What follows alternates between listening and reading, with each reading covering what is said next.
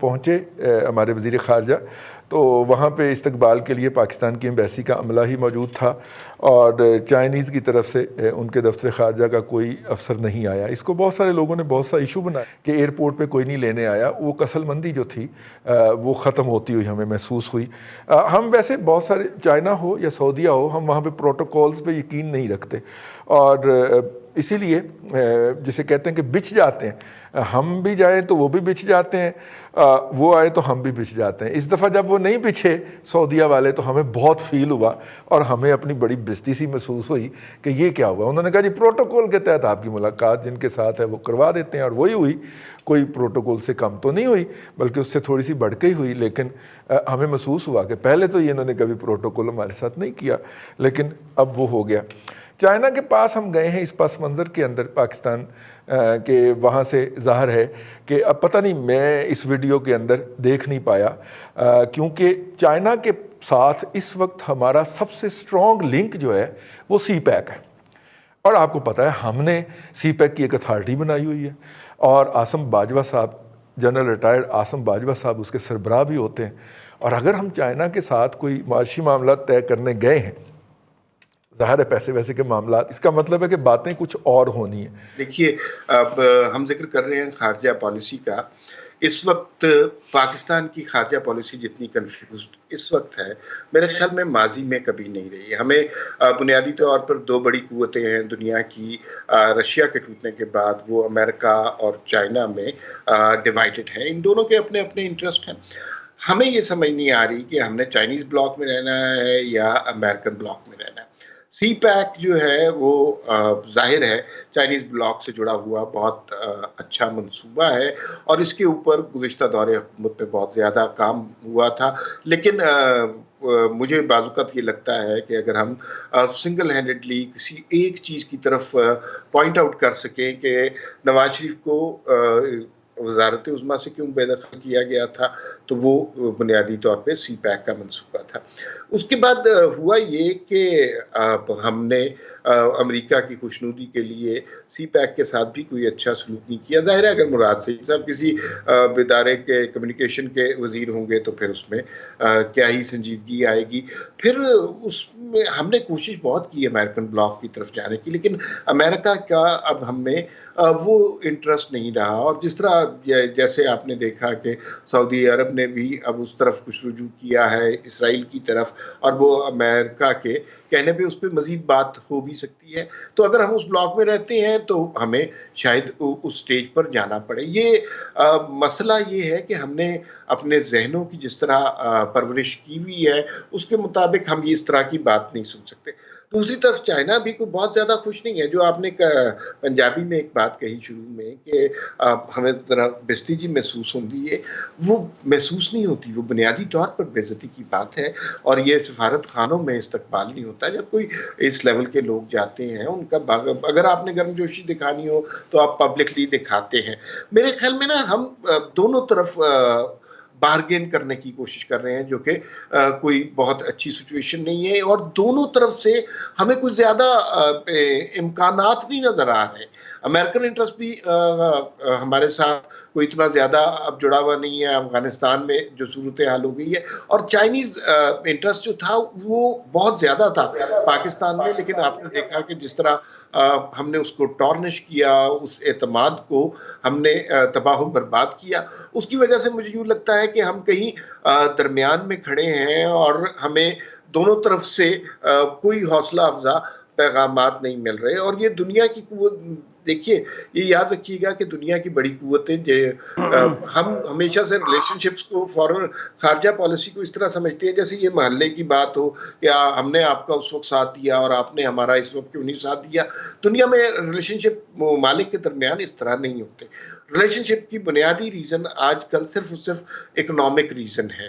تو مجھے لگتا ہے کہ ہم دونوں کیمپس کو ناراض کر چکے ہیں، اور دونوں سے معافی تلافی کرنے کی کوشش کر رہے ہیں، اور اب آگے ہمیں خارجہ کی سطح پر مشکلات ہی مشکلات نظر آ رہی ہیں۔ بالکل ٹھیک ہے۔ ممتاز بھٹی صاحب نے ہمیں فون پہ جوائن کیا ہوا ہے۔ بھٹی صاحب، نہ کوئی فنانس کا بندہ ہے ساتھ میں، اور نہ کوئی سی پیک ہے، تو پھر ہمارا پاسبل ایجنڈا کیا ہے جی؟ ہم وہاں پہ کیا ڈسکس کرنے گئے؟ دیکھیں اب تک جو دفتر خارجہ نے، پاکستان کے دفتر خارجہ نے جو ڈیٹیل دی ہے اس کے مطابق جو جیان میں جو صوبہ ہے چین کا، وہاں پہ وزیر خارجہ جو ہے وہ چین کے وزیر خارجہ سے ان کی ملاقات جو ہے وہ اس وقت ہوئی ہے۔ اسٹریٹجک ایشو کے اوپر یہ بتایا گیا ہے کہ بات چیت ہوئی۔ ابھی اس کا اعلامیہ نہیں جاری ہوا سرکاری سطح کے اوپر کہ کیا بات چیت ہوئی، کن کن ایشوز کے اوپر بات چیت ہوئی، لیکن رضوان صاحب اس وقت جو ہماری خارجہ پالیسی ہے، دیکھیں یہ ایک بڑی ڈینجرس گیم ہوتی ہے جب آپ خارجہ پالیسی میں ہمیشہ ممالک جو ہے وہ ون ون پر کھیلتے ہیں، اور اس میں دو جو پوزیشنز ہوتی ہیں، ون لوز پوزیشن یا لوز لوز پوزیشن، یہ جو ہے دونوں بڑی خطرناک ہوتی ہیں۔ اس وقت ہم ان دونوں کا شکار ہیں کہ ہم امریکہ کو رکھیں چین کو چھوڑیں، یا چین کو رکھیں امریکہ کو چھوڑیں۔ دوسری بات یہ کہ یا دونوں کو کھلاتے رہیں۔ ون ون پوزیشن ہم جو ہے وہ بہت دور چلے گئے ہیں اس وقت، اور اس کی کئی وجوہات ہیں۔ اکانومی ڈیلیور نہیں کر سکی، جو اس گورنمنٹ کے ساتھ، جو عمران خان کے اسٹرکچر کے ساتھ ہمارے جو اس ملک کے پاور کوریڈورز ہیں، انہوں نے جو توقعات وابستہ کی تھی کہ کتنا بڑا فیز ہوگا جس کے لیے دنیا جو ہے وہ ہر جگہ ریڈ کارپیٹ بچھا کے بیٹھی ہوگی، اور سربراہ مملکت جو ہے وہ پرجوش ہوں گے کہ ان کے ساتھ معاملات ڈیل کریں۔ یہ دونوں جو خواہشیں تھیں یا توقعات تھیں، یہ بڑی حد تک ناکام ہوتی ہیں۔ اور پھر جو لوز بال کرائے گئے خارجہ پالیسی کے حوالے سے، خود پرائم منسٹر لیول کے اوپر جو چیزیں ہوئیں، اسٹیٹمنٹس جس طرح سے آئیں، یہ بذات خود ایک بہت بڑا خارجہ پالیسی کے لیے سیٹ بیک تھا پاکستان کی، جو پہلے بھی کوئی اتنی اچھی پوزیشن میں نہیں تھی۔ اب رہ گئی بات کہ اس وقت ہماری اسٹریٹجی کیا ہونی چاہیے۔ دیکھیں اس وقت آپ کے پاس چوائسیز ہی نہیں ہیں، نہ تو آپ کی امریکہ کے ساتھ جو توقعات وابستہ ہیں وہ پوری ہو رہی ہیں، افغانستان کے حوالے سے جو معاملات ہیں وہ آپ کی پوری کوشش کے باوجود وائلنس وہاں پہ ابھی تک جو ہے وہ نہیں رکا، اور طالبان جو ہے وہ بات چیت بھی کر رہے ہیں، اور ساتھ جو وائلنس ہے وہ بھی جاری ہے، اور اس میں باقی اسٹیک ہولڈر جیسے ISIS ہے وہاں پہ، یا ان کے جو طالبان کے منحرف دھڑے ہیں وہ بھی اس میں کاروائیاں کرتے رہتے ہیں۔ پھر ایران کے وہاں پہ اسٹیکس ہیں، ان کے جو حامی گروپ ہیں وہ بھی اپنی کاروائیاں کرتے رہتے ہیں۔ تو اس ساری صورتحال کے اندر آپ کے لیے خارجہ پالیسی کے ڈومین کے اندر آپریٹ کرنا روز بروز جو ہے وہ مشکل جو ہے وہ پیدا ہو رہی ہے۔ دوسری جو رہی تھی کثر تھی کہ اس وقت جو ٹرمپ کا مشن ہے، ایک تو نتن یاہو کے خلاف خود وہاں پہ پروٹیسٹ جو ہے وہ جاری ہیں، وہ اپنی پوزیشن کو اسٹیبلائز کرنے کے لیے عرب ممالک کے ساتھ تھرو امریکہ جو ہے وہ معاملات بہتر کرنا چاہتے ہیں۔ UAE میں ان کو کامیابی ہوئی، سعودی عرب پوزیشن نہیں لے رہا، عمان بحرین کے حوالے سے وہ دعویٰ کر رہے ہیں کہ وہ بھی تسلیم کر لیں گے۔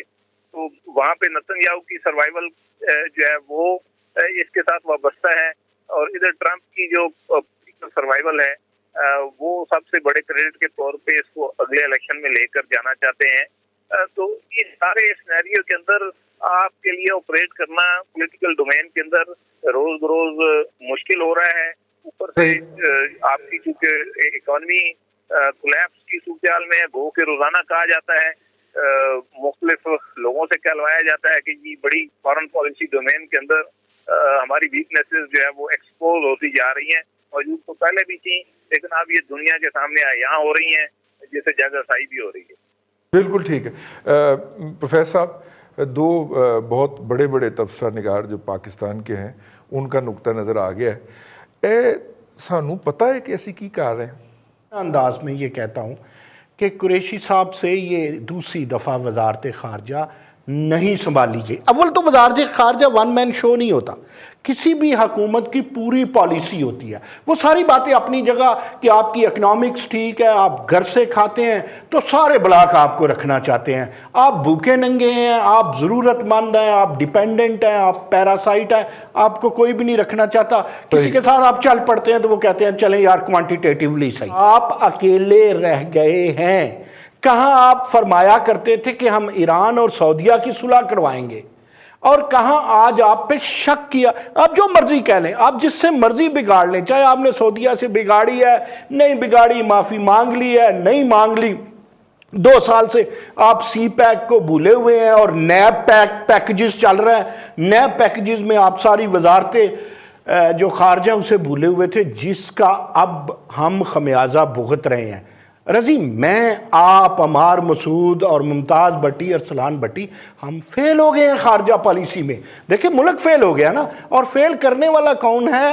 ایک ہم نہیں نام لیتے بڑے صاحب کا، مجھے پتہ ہے کہ بڑے صاحب کی اتنی نہیں مانتے شاہ محمود قریشی صاحب، پتہ نہیں وہ ہم سے یعنی پاکستان سے کس بات کا دکھ لے رہے ہیں۔ ہمیں ایران کو بھی ساتھ لے کر کے چلنا تھا، ہمیں سعودیہ کو بھی ساتھ لے کر کے چلنا تھا۔ پچھلی 2 کرپٹ حکومتیں جنہیں یہ کرپٹ کہتے ہیں، وہ ان کو ان کی جولی میں سی پیک بھی دے کر کے گئے ہیں، وہ سعودیہ بھی دے کر کے گئے تھے، وہ چائنا بھی دے کر کے گئے تھے، اور امریکہ بھی دے کر کے گئے تھے۔ اب ان سے وہ بھی سارے رفتہ رفتہ جو چودھری تھے، بین الاقوامی برادری میں جو چودھری ہیں، وہ بکھر رہے ہیں۔ تو اسے آپ کیا کہیں گے؟ اسے آپ ناکامی کے علاوہ کچھ نہیں کہہ سکتے۔ آپ ضرب تقسیمیں دے کہ آپ کہیں یوں ہوا، ایسے ہوا، ویسے ہوا، ایسا کچھ نہیں ہوا۔ آپ کے وزیر خارجہ صاحب کو، آپ کے وزیر اعظم صاحب کو اکٹھے بیٹھنا چاہیے اور اس کو استعمال کریں۔ اگر استعمال نہیں کریں گے، دیکھیں کشمیر پالیسی ہماری ٹوٹلی فیل ہو گئی، ہم روزانہ جھوٹ بولتے ہیں۔ اس کے جو یار میں ایک چھوٹی سی بات کرتا ہوں، پھر آپ بٹی سے تبصرہ لیجئے گا، یہ لاہور والے بٹی سے۔ یار جن کے پاس اتنا بڑا صوبہ آیا، جنہوں نے صوبے کے پورے سسٹم کا دھڑن تختہ کروا دیا، آپ ان سے ایکسپیکٹ کرتے ہیں وہ مسئلہ فلسطین، مسئلہ کشمیر اور خارجہ پالیسی پہ کچھ کر سکیں گے؟